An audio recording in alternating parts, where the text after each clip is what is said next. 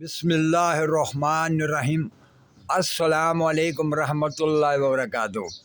लो जी भाई साहब नूं पेशाब वाला बैग लग गया दा सी। इन्हां दी जुबानी पूछने आ कि किन्नी देर इन्हां नूं बैग लगा रहा है। महीना जी का लगा रहा। महीना क लगा रहा। फिर तुसीं मेरे नाल मुलाकात की हाँ जी। ते फिर बाबा जी ने दवाई दी हाँ जी। ते किन्ने दिन खाधी ते बैग उतर गया। तीसरे दिन उतर गया। माशाल्लाह माशाल्लाह। दवाई किन्ने दिन खाधी फिर तुसां? मैं 8-12 खा छड़ी। 8 कुछ दिन दवाई इन्हां ने खाधी है।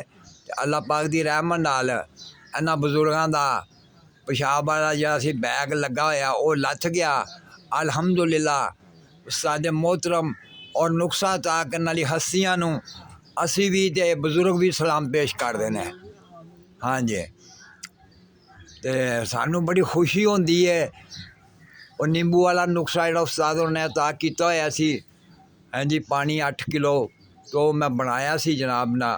ते बना के ते फिर वो अल्लाह दे बंदे ने इन्होंने फिर मैं दवाई अता की सी ते मालिक ने इन्हां ते शफात 3 दिनों च अता कर दी सी। ते उस्ताद मोहतरम नूं बाबा जी नईम हैदर साहब नूं इस मुबारक दे हकदार ने ते बाबा जी सूफी अल्ताफ हुसैन सियालकोट अमाम दी नगरी तो बहुत बहुत सलाम पेश करते हैं। उन्होंने भी उन्होंने तमाम तिब्बा हजरात दोस्तों भी सलाम पेश करते हैं। रजवान शाह साहब ने भी साडा बहुत बहुत सलाम है बाबा जी अल्ताफ का जी। बाबा जी अल्ताफ सारे वास्ते दुआ गो ने। अल्लाह हाफिज़ सरकार।